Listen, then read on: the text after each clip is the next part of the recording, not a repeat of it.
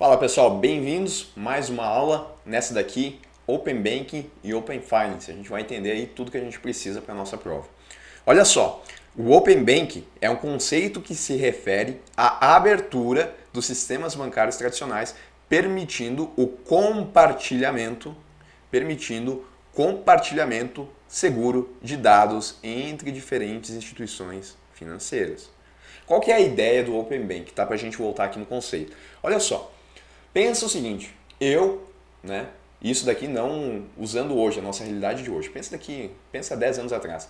Eu, tenho conta na minha instituição financeira desde, 20 anos atrás.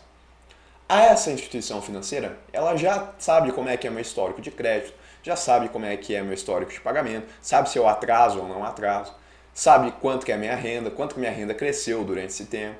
Ela consegue fazer uma classificação do perfil meu, para definir como é que são minhas condições de pagamento, quanto que eu vou conseguir pegar de dinheiro emprestado, qual que vai ser meu limite de cartão de crédito, qual que vai ser a taxa de juros do meu crédito pessoal. Essa instituição financeira ela tem muitos dados e esses dados que ela tem refletem minha vida financeira ao longo desse tempo na instituição financeira. Perfeito. Agora olha só, olha o problema que surge. Nessa instituição financeira, se eu for pegar um empréstimo, tranquilo, ela já tem essas informações. Mas vamos pensar o seguinte, eu quero ir até outra instituição financeira para ver se essa outra instituição financeira ela não consegue me oferecer um crédito mais barato. Quando eu chego lá, essa nova instituição financeira que eu estou indo, ela não tem esse histórico de dados meu. Ela vai ter que fazer um cadastro e esse cadastro ele vai ser pobre em informações, porque não vai ter esse histórico de 20 anos. Ela não vai conseguir identificar se eu sou um bom pagador, se eu tenho um histórico de crédito bom, se a minha renda cresceu ou não cresceu de forma regular. Ela não consegue ter essas informações. Ela só vai ter ali na hora provavelmente a renda atual que eu tenho e se eu tenho algum tipo de restrição ou não. E aí, por mais que daqui a pouco, se ela tivesse todo esse histórico de informações se ela tivesse e ela de fato conseguisse me oferecer uma condição melhor, isso não vai acontecer, porque ela não tem essas informações. Esse era um problema que surgia, Daí, às vezes, as pessoas tinham que manter contas em diversas instituições financeiras justamente para criar esse perfil. O Open Banking ele vem no sentido de facilitar a comunicação de informações entre as instituições financeiras, para que justamente eu consiga, como cliente, escolher aquela que me oferece o melhor serviço. Tá? Então, os dados que ficavam muitas vezes em apenas uma instituição financeira, eles vão poder ser compartilhados por mais instituições financeiras. Já está acontecendo, na verdade, Mas a gente vai entender, então, como é que surgiu isso e como é que foi o avanço para o Open Finance, que é o que a gente tem. Bom, de novo, Open Bank é um conceito que se refere à abertura dos sistemas bancários tradicionais, permitindo o compartilhamento seguro, importante, seguro de dados entre diferentes instituições financeiras.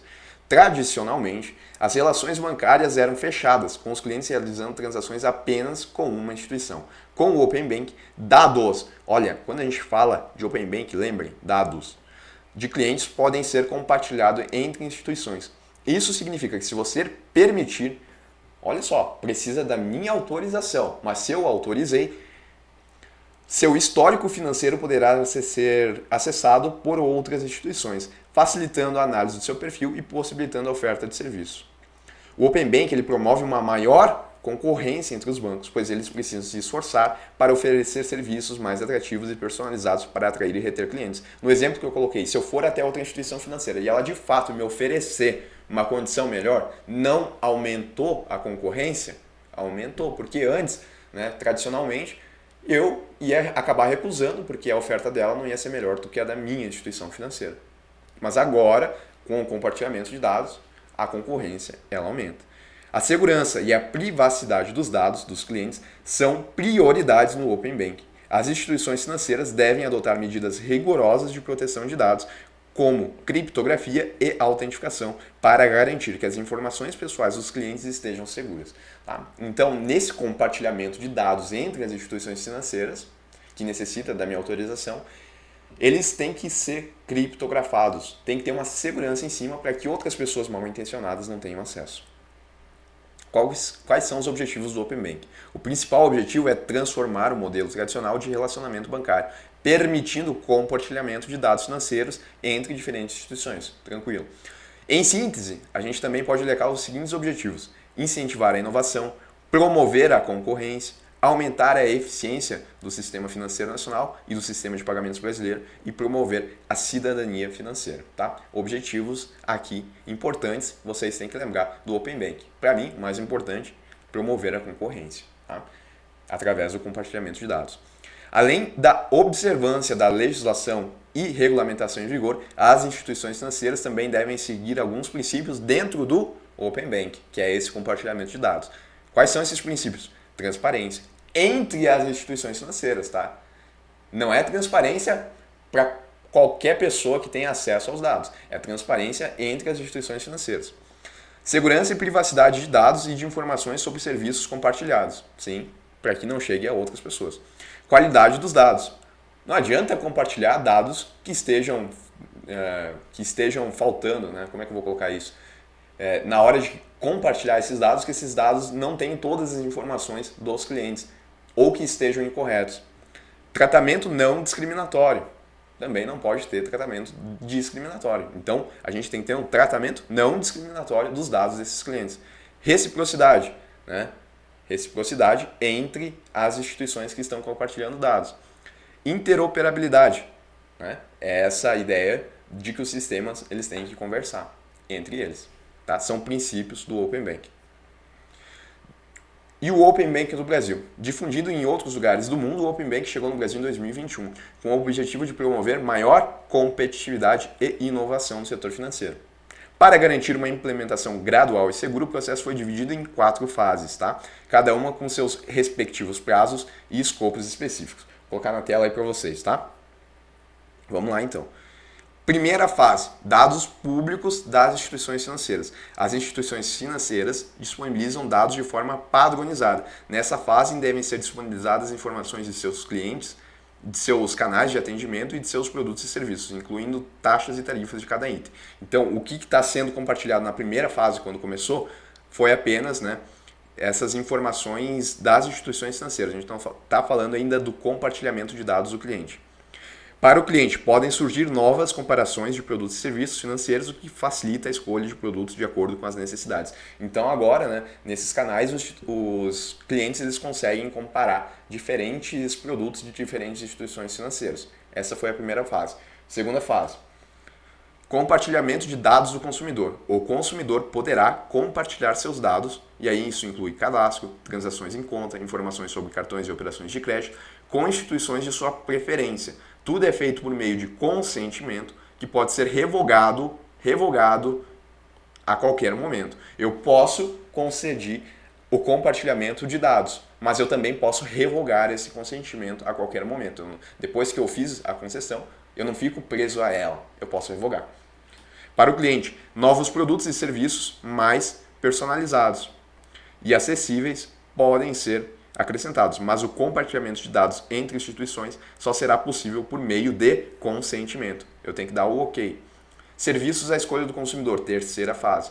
Os consumidores terão acesso a serviços financeiros como pagamentos e encaminhamento de propostas de crédito, sem a necessidade de acessar os canais de instituições financeiras com as quais eles já têm relacionamento.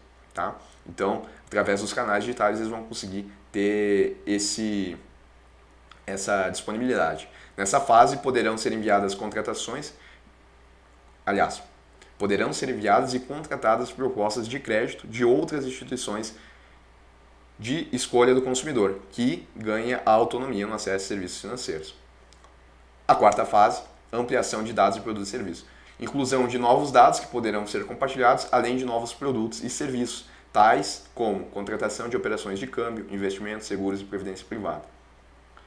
Os consumidores passam a ter o controle do compartilhamento de uma gama maior de informações, o que pode levar à criação de produtos ainda mais personalizados para cada necessidade. Em essência, tá? O Open Bank ele foi gradual. Começou com os dados das instituições financeiras sendo público e depois chegou ao consentimento dos clientes de compartilhar dados seus para as demais instituições financeiras e depois foi ampliando ainda mais, né? Então, Open Bank foi construído ao longo de 4 fases. Importante isso, tá? E agora, Open Bank e Open Finance. Na última fase do Open Bank, que teve início em 15 de dezembro de 2021, tá? Quarta fase, ocorreu efetivamente a transação para o Open Finance. Olha só, o Open Finance é a ampliação do Open Bank. O projeto mudou de nome para mostrar a sua maior abrangência, o que inclui não somente informações sobre produtos e serviços financeiros mais tradicionais, como contas e operações de crédito, mas também dados de produtos e serviços de câmbio, como credenciamento, investimento, seguro e previdência. Então, quando a gente fala Open Bank, tem essa ideia inicial de que são dados relacionados à área bancária. Open Finance é mais amplo, inclui inclusive seguros e câmbio, tá? Que foi justamente esse maior acesso aqui, né, de dados que a gente teve na quarta fase. E lembrem que ela teve início praticamente aí finalzinho de 2021. Quais são as instituições autorizadas a fazer, né, o Open Bank? Entre instituições participantes do Open Finance, né, agora a gente fala Open Finance, na verdade, estão os bancos, instituições de pagamento, cooperativa de créditos, fintechs e outras organizações autorizadas. Apenas podem fazer parte do Open Finance as instituições autorizadas a funcionar pelo Banco Central. Quando eu falo fazer parte do Open Finance, significa que elas podem fazer a troca, fazer o compartilhamento de dados dos clientes, tá? É isso que eu estou falando. E apenas podem fazer esse compartilhamento de dados aquelas que estejam autorizadas a funcionar pelo Banco Central. Já as instituições não autorizadas não podem participar, embora possam fazer parcerias com instituições que são autorizadas pelo Banco Central para compartilharem dados de clientes comuns a elas, desde que os clientes autorizem antes. Então, se não estão autorizadas, elas podem fazer parceria, desde que o cliente autorize. API. O compartilhamento de informações entre as instituições financeiras acontece mediante integração de seus sistemas, usando o Application Programming Interfaces, APIs, tá? APIs. Padronizados, que são conjuntos de regras e protocolos que permitem a comunicação e a troca de informação entre diferentes sistemas de software. Então, quando a gente fala do compartilhamento de dados, isso acontece por conta dos APIs, que são essas regras e protocolos. Fluxo do consentimento. O consentimento, a gente falou algumas vezes essa palavra na aula de hoje, né? Não tem como esquecer. Consentimento se refere à autorização dada pelos clientes para que suas informações financeiras sejam compartilhadas entre diferentes instituições financeiras, tá? Cliente deu autorização, isso é um consentimento. Limite. Há um prazo limite para o consentimento, que atualmente é de 12 meses. Então, se eu dei um consentimento para a troca de informações entre instituições financeiras, tem um prazo. O prazo máximo é 12 meses. Lembrem que eu posso revogar a qualquer momento o meu consentimento. Instituição receptora, que é a que vai receber os dados. Responsável por iniciar o fluxo. Nesse ponto, o usuário é estimulado a compartilhar seus dados com alguma finalidade. Por exemplo, uma análise de crédito, abertura de conta, contratação de um empréstimo ou outros, tá?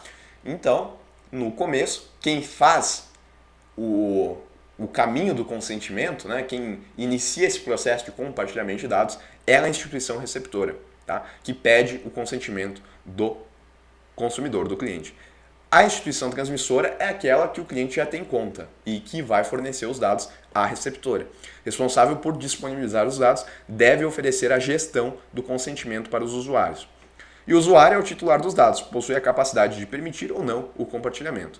Aqui tem, né, de novo, uma figura aí do Banco Central explicando como é que funciona. A gente tem inicialmente o consentimento. A instituição receptora solicita o consentimento do cliente. Depois, a gente tem o redirecionamento. O cliente é notificado que será redirecionado para o ambiente da instituição transmissora. Ele vai voltar, por exemplo, né, isso acontece pelo celular.